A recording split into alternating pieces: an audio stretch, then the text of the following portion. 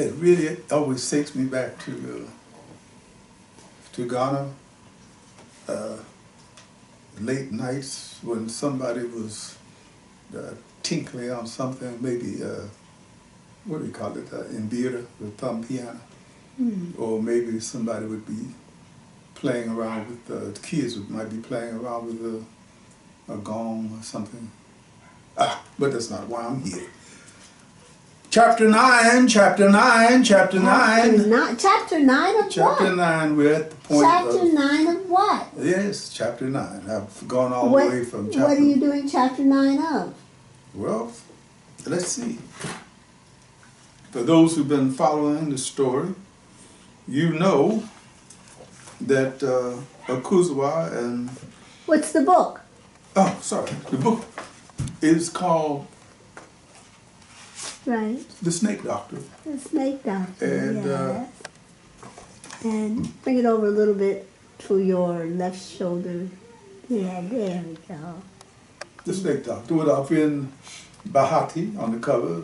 The photo, of course, was taken by the inimitable Zola Salena-Hawkins. My, what a girl. Ooh, what a moonlight can do. Ooh, what a little moonlight. Okay. Can you give us a little synopsis of where, how did we get to Chapter 9? It's a long story, but I'll give you the shorthand version. Kojo goes to Equatorial, West Africa, Ghana to be exact.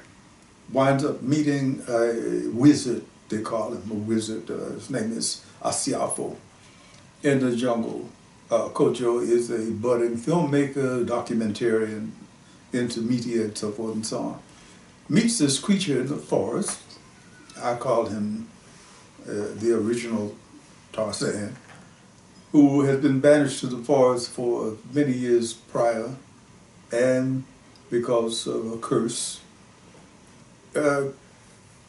Kojo meets him while he's staying at this little village called Chito, and this man seems to know something, and he doesn't make a promise, but he lets Kojo know that he could help him get the funding to make this breakout movie that he wants to make called My Grandfather's Eyes. Anyway, the stipulations with every Faustian deal, as we know, there's a stipulation. You do this for me, I'll do that for you. Asiafo wants him to do two things.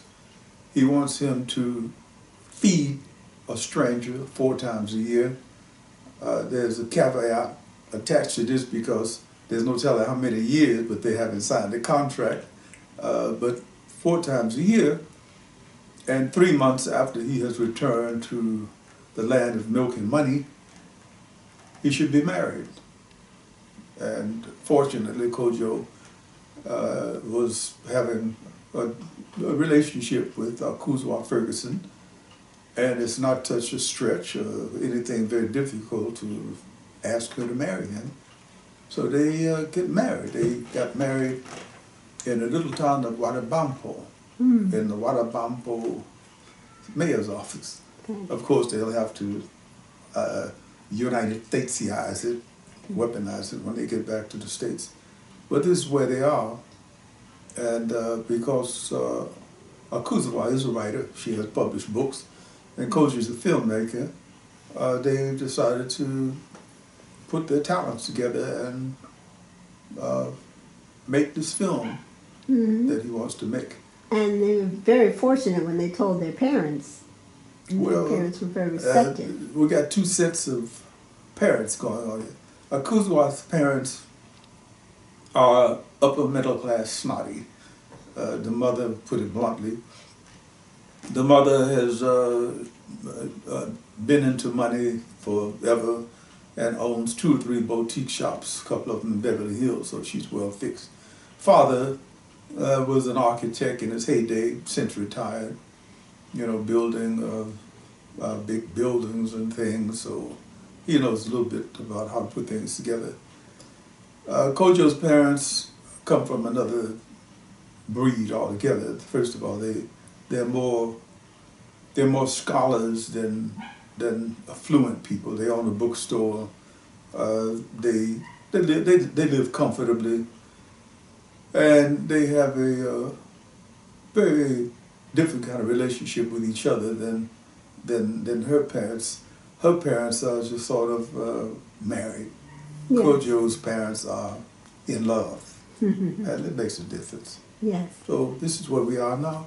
And this is the final chapter. This is the final reading. chapter. This is the final reading, but not the final chapter. Right. For those who might like to know what will be happening in the chapters beyond chapter 9, I would suggest that they go to Amazon.com or Barnes & Noble or local bookstore and ask them to order a copy of The Snake Doctor by Odie Hawkins. There you go. All right. There you go. Simple as that. Okay. Shall I begin? Yes, please. Let me do something here to wet my whistle. Nothing like a little grape juice. Uh-huh. Ooh, strong grape juice. They had split the script into two parts. He was dealing with the disharmony, the grief of the African Holocaust, diaspora, as a series of small stories within the big story. The scope of the thing is too huge for a 90-minute film. I'm trying to scale it down to human terms and make it understandable for people who can't imagine the genocide of millions over a 400-year period, and yet maintain the enormous scope of the madness. Akosua was working on part 2, showing how a super psychic glue was used to prevent the disintegration of the Africans who were exported. What forces can you identify that would serve the purpose of preventing total disintegration of the African psyche, of the Africanity in us?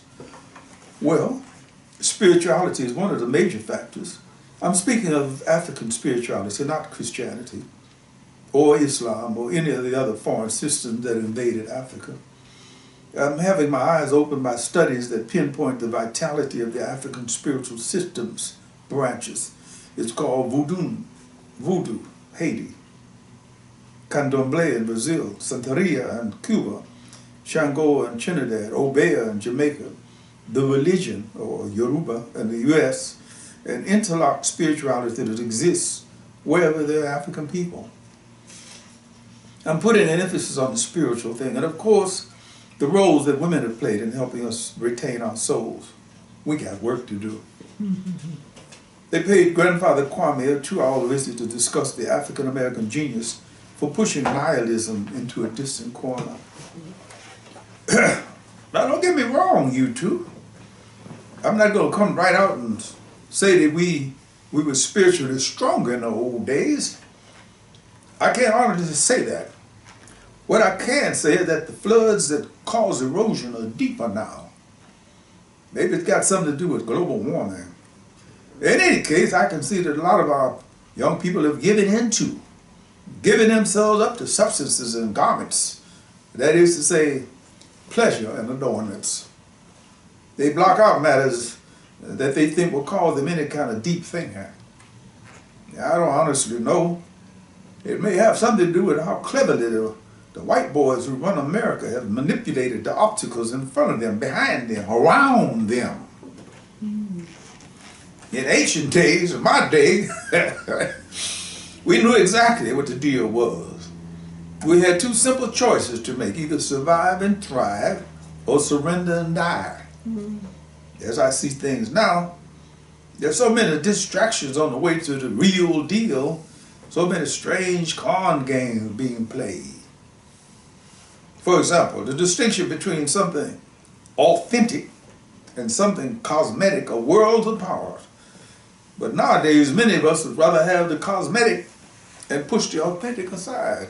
You know what I'm saying? They nodded in tandem. The old man was about truth, and that's what they came for. Early in the game, we were exposed to the raw face of reality. Authentic reality. In the South especially, but in the North too. There was no cosmetic face to study. This was the real deal. You're here to talk with an old man about what he sees, what he has seen, and I'm giving it to you straight up. But we were not mind is confused and messed around by a lot of subliminals. I think it would have been pretty hard to think of yourself as an upper-class slave or a lower-class slave. I love Malcolm X for many reasons, but I never felt comfortable with his house niggas and field niggas thing. Surely there must have been house niggas in the field and some field niggas in the house. Common sense would tell us that. There wasn't a bunch of computers back then or sophisticated anti-American think tanks. Stuff was real primitive back then. Shootings, burnings, lynchings. We knew who the enemy was. Every day was Katrina time. I wouldn't want to try to pinpoint the exact moment in time that we went from the real deal to fantasy, but I suspect it happened somewhere in the 60s when enough fertilizer had been spread to make people believe that racial justice was going to be achieved. Of course, it didn't happen, and it's never going to happen as long as we continue to buy into the cosmetic. That may sound like a negative assessment of the situation, but that's what reality can be like. The old man paused to take a slow sip of his Chivas Regal.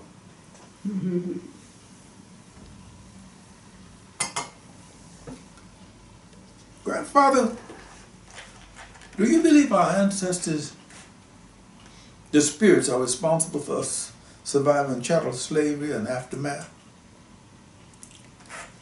Daughter, I'll tell you the honest to God truth. I can't point my finger at any other energy source. I've spent many hours of my life trying to discover the secret of our will to overcome. Many hours.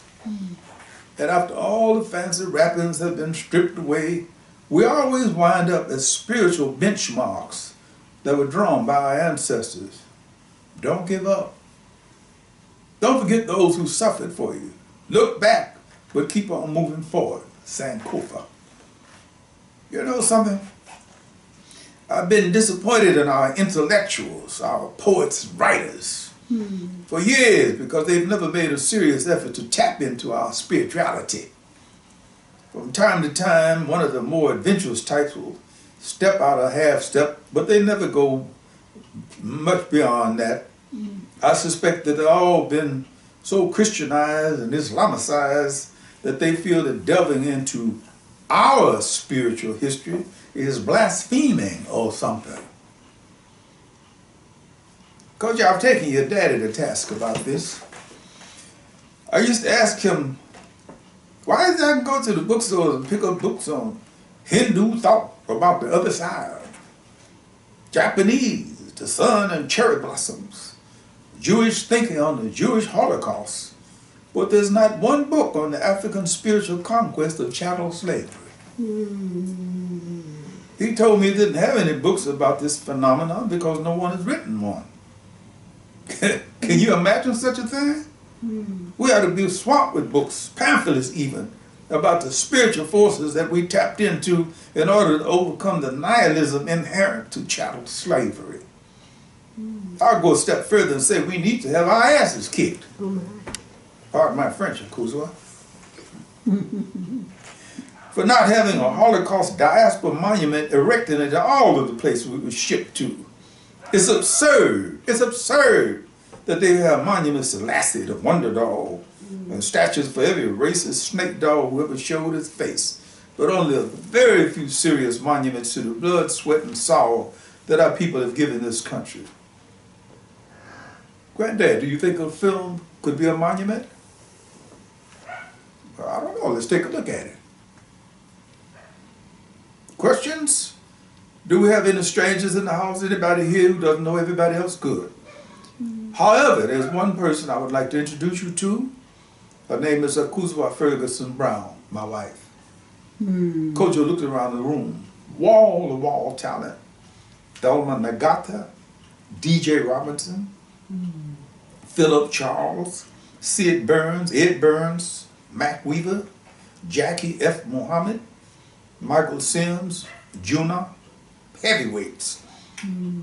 Now then, let me give you the briefest explanation concerning this project. Thelma Nagata, the future office manager, pulled out a steno pad and ballpoint The explanation given, the floor was open. Wow, Kojo, you're talking about a film production company that will produce excellent films. You got that right, DJ. And with good fortune smile on us, you'll be the cameraman like Bergman's Sven Nykvist. I like your idea of using sound effects rather than a lot of dialogue. That's never been done with black films. They usually have us talking too damn much. Sid, with all due respect, we're talking about a whole new ball game. That's one of the mean things that's been done with us for a long time. We've had the wrong label slapped on our goodies. Sounds like the music's going to be the most important element of this film, My Grandfather's Eyes, which is why we have asked the inimitable Juna to do the score. Were you wondering why I was here, Jackie? Juna, I never wonder why you anywhere you are, wherever that might be. Uh-oh, past utilities. Akosua slipped in suavely. Now, sisters, we can't have Jackie F. Muhammad, the top PR person around, and Juna, the top musician computer around, clawing each other to pieces, can we? There was a moment of edgy silence while the people in the room looked at the world would-be antagonists with disapproving eyes. Now then, going right along, I'm going to assume from this point on that everybody here is going to become a card-carrying member of our production company. Akosua did a double take and smiled at Kojo's reaffirmative wink. Our production company. Perfect. Better than Cosmic Muffin Productions. If we have anyone who wants to get out, Ed Burns, assistant director, second unit director on 30 feature films, cleared his throat. I want in, definitely, but I think some serious questions need to be addressed. The first consideration is, of course, the dream, and you've done a hell of a job of laying that on us. It's called pitching, Ed, you know how it's done. The group shared insiders' laughter. Right, now then, after the pitch, let's get to the most important question of all. Where's the money coming from to do Grandfather's Eyes? Every eye focused on Kojo. He took a subconsciously aggressive stance. Ed, as the politicians say, I'm glad you asked that question. The only answer I can give you at this moment is an honest one. I don't know. Akosua's jaw dropped with all of the other dismayed reactions in the room. Kojo rushed on to say, no. I can't tell you at this moment exactly where it's coming from, but I'm going to ask you to trust me for at least a couple of months till we really kick this thing into gear. Mac Weaver here, Kojo. Let's say we all trust you, and we know we can because you've always been a straight-up guy. Thanks, Mac. Now then, let's say we wind up with a fabulous film. How do we get it distributed? We'll have to cope with that problem when we get to it. I have a sneaking suspicion that we're going to have to deal with the usual suspects. Once again, they shared insiders' smiles. They knew who the usual suspects were. Question? Please put your hand down, Thelma, and stop pretending you're in the 5th grade. It was such a wonderful time in my life before I discovered boys. Oh well. The question is, do you have any fears that our production company will have a racist flag put on it by the usual suspects because we have no non-colored people in the company? Thelma, I read you loud and clear. I've asked the people who are closest to me to participate in this venture. That's all. We may find other people willing to go through what we know about, and we'll consider their particulars. You see, what I'm asking for is a very strong commitment from everybody here. I wouldn't consider people I don't know as well as you brothers and sisters. I know that I'm asking a lot, but I know we can pull it off. We've done it before. Kojo, what about office space, phones, all of that madness?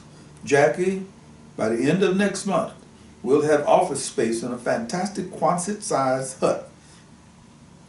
I should say loft on Slauson and Stanford, a half block east of Main Street. Juna gasps. That's in South Los Angeles. South Los Angeles.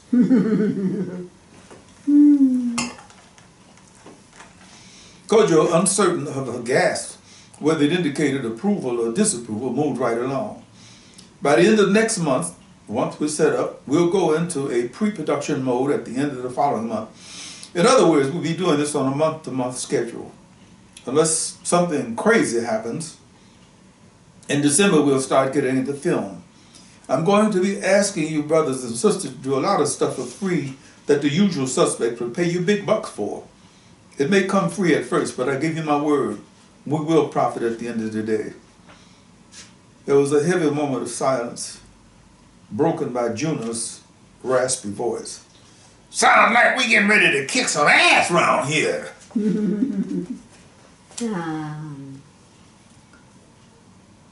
I have Thelma Nagata as my secretary, office manager, DJ Robinson, cameraman, Philip Charles, the man who once lit the inside of a barrel using only a knothole, Sid Burns for sounds, Ed Burns, assistant director, Mac Weaver, assistant director, actor, Juna, the musician doing the score, Jackie F. Muhammad, PR wizard, photographer Michael Sims, and Akosua Ferguson Brown, my co-writer, co-producer wife.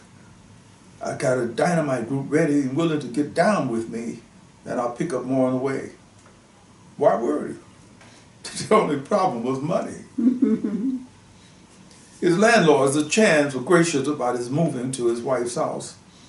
Well, come on now, Kojo. We wouldn't expect for a man to live away from his wife. Best of luck to you two. October 1st, Kojo was firmly established doing 10 things at one time. Kojo, what about this loft you talk about using as an office for our production company? It's the real deal. My friend, John Outerbridge, is getting ready to move back to North Carolina, and he's leasing his space to me for a year with an option to buy. What will we use for money? Well, he's giving us the first 3 months free, and after that, $800 a month. Man, that's what I call a friend. Yeah, John is a gem, always has been. Stuff started happening. Kojo, now you know if you talk to your grandfather, it was bound to get back to the family. I think I may have something of interest for you if you need money.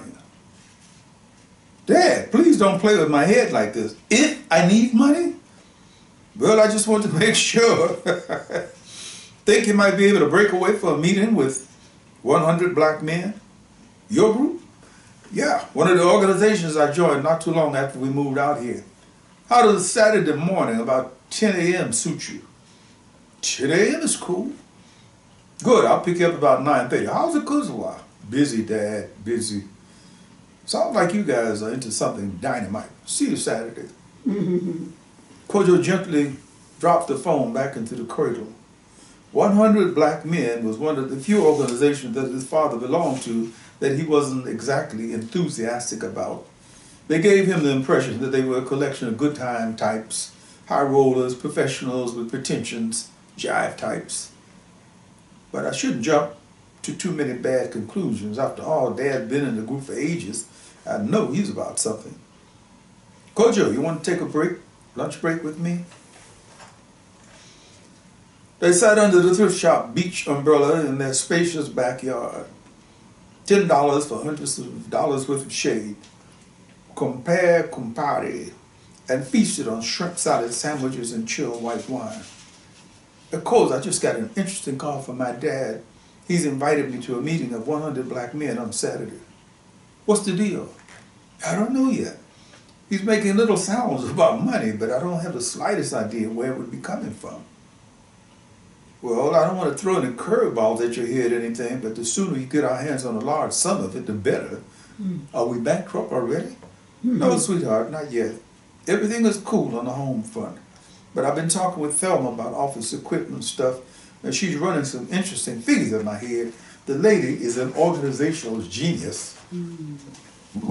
Yeah, she's really something, isn't she? He noticed it as she wedged herself away from the table. It looks like Akosua gaining a little weight.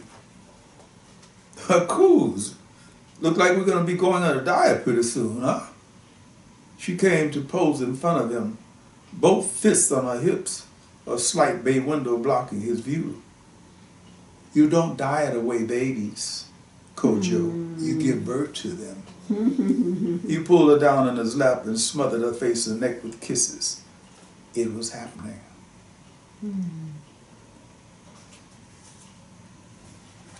Alrighty, that's the end of chapter 9 of The Snake Doctor.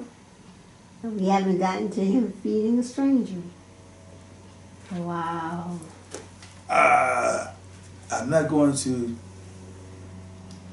say anything beyond that, but for those who might be interested in finding out what else is going to happen, I would suggest that you go to Amazon, Barnes & Noble, or your local bookstore and tell them you want to order a copy of The Snake Doctor by Odie Hawkins.